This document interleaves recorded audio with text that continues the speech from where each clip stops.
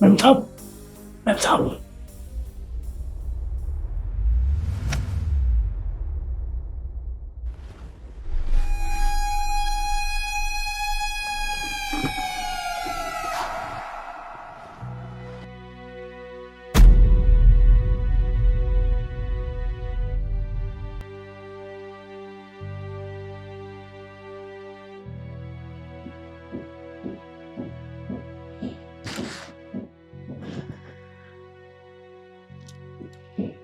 हाँ काव्या, हाँ हाँ ठीक है, कोई प्रॉब्लम नहीं है।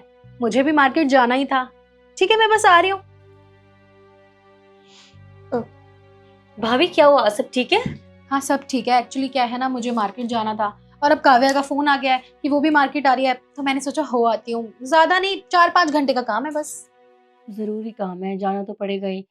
पर भाभी आप तो जानती है ना, मुझे घर में अकेले डर लगता है, तो मैं कैसे रहूंगी? अकेली कहाँ हो तुम? काका है ना तुम्हारे साथ, वो तुम्हारा ध्यान रखेंगे। ठीक है, लेकिन आप जल्दी आना फिर भी। ठीक। काका आप जरा बाहर आइए। जी मैम।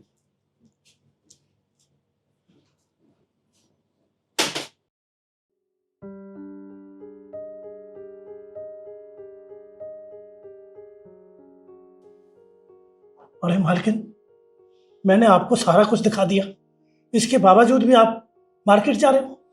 काका मैं इतनी बेवकूफ नहीं हूँ कि अपनी आंखों से सब कुछ देखने के बाद भी आराम से मार्केट चली जाऊंगी। आपको बस इतना करना है, जैसे ही वो लड़का आएगा आप मुझे कॉल कर देना। मैं नीचे गाड़ी में बैठ के आपके फोन का इंतजार करूंगी। ठीक है मालकिन, समझ गई। वो आ गई लड़का, मैं फोन कर दूंगा तुम्हारे पास।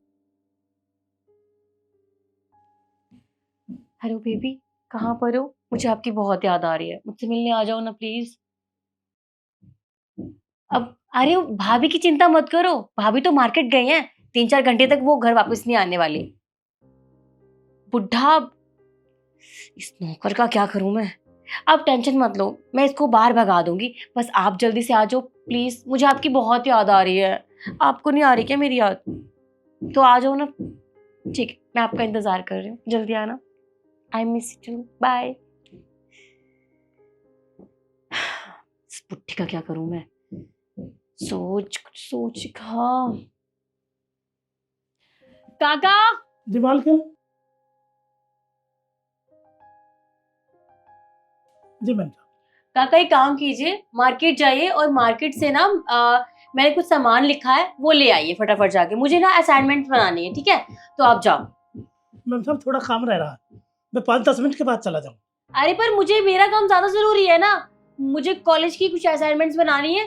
तो आप जल्दी से ले आओ, जरूरी है, वो काम बाद में होता रहेगा।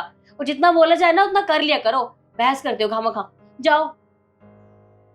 जी। हाँ जल्दी जाओ।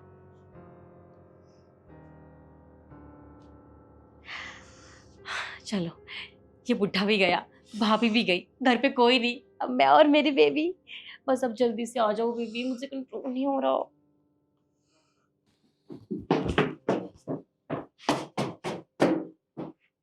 लगता है छोटी मालकिन का बॉयफ्रेंड आ गया। बड़ी मालकिन के पास फोन करता हूँ।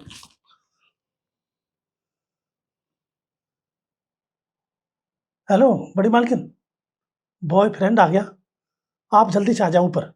हाँ हाँ हाँ, अभी अभी आ जाओ। ओके, अब पता चल जाएगा।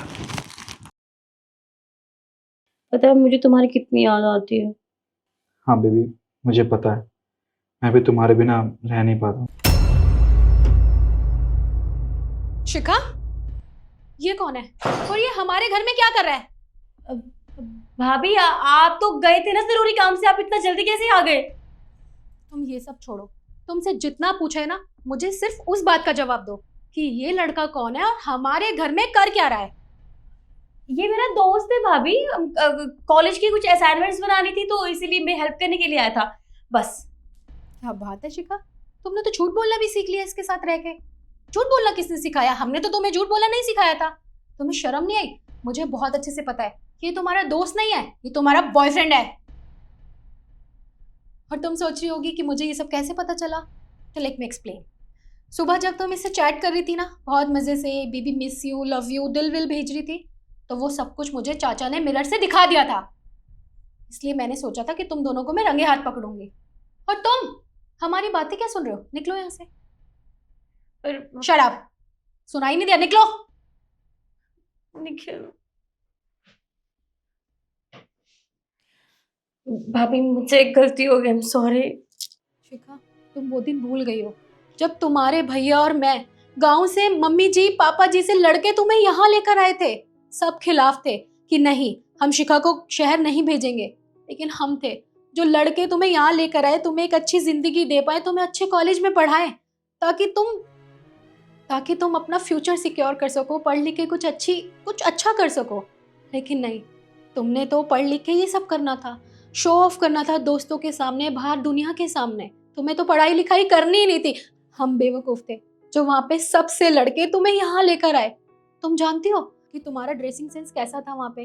तुम सूट साट पहन के एक सीधी सी लड़की थी, और यहाँ आके तुम ये सब पहनती हो। मैं तुम्हें ये नहीं कहूंगी कि तुम्हारे कपड़े गलत हैं, तुम यहाँ पे ऐसे कपड़े मत पहनो, क्योंकि ये शहर है, यहाँ सब ऐसे कपड़े पहनते हैं, कॉलेज ऐसे कपड़े पहन के जाते हैं। लेकिन शिखा, तुम्हें ये सब करने की इजाजत तो नहीं दी थी हमने। तुम्हें कोई लड़का पसंद भी था तो मुझसे बात करती कि भाभी मुझे ये लड़का पसंद है, मैं तुम्हारे भैया से बात करती। तुम्हें ये सब करने की क्या जरूरत थी? भाभी सॉरी, आगे से नहीं करूंगी, पर बस आप ये बात भैया को मत बताना, वरना वो मुझे गाँव भेज देंगे। उन्हें नहीं बताना। तुम्हें पता है हम तुम पे कितना भरोसा करते थे, तुमने मेरा भरोसा तोड़ा है। मैं तुम पे भरोसा दोबारा कैसे करूंगी? तुम एक काम करो, तुम अंदर जाओ, अपना सामान पैक करो, मैं तुम्हें गाँव छोड़ के आऊंगी। भाभी मैं पढ़ना चाहती हूँ, मुझे गाँव नहीं जाना। भाभी आप तो जानती हैं मुझे पढ़ना लिखना कितना पसंद है। हाँ मैं जानती हूँ कि मैंने गलत रास्ता अपना लिया था, पर आगे से ऐसा कभी नहीं होगा। प्लीज भाभी मुझे गाँव मत भेजिए, प्लीज मुझे एक मौका तो देकर देखिए, मैं कभी ऐसा नहीं करूंगी। शिखा, हम तुम्हें इसीलिए लाए थे कि तुम अच्छे से पढ़ लिख सको, कुछ बन सको, लेकिन तुमने हमारा भरोसा तोड़ दिया। मैं तुम पे कैसे यकीन करूंगी? पर अब तुम इतना कह ही रही हो, तुम्हें रियलाइजेशन है तो ठीक है, लेकिन मैं तुम्हें आखिरी मौका दूंगी। अगर तुमने ऐसी कोई भी हरकत की तो मैं तुम्हें कभी माफ नहीं करूंगी। तुम्हें मैं खुद गांव छोड़ के आऊंगी, समझ में आया? नहीं भाभी, ऐसी नौबत नहीं आएगी, आई प्रॉमिस। अपने कमरे में जाओ और पढ़ाई करो।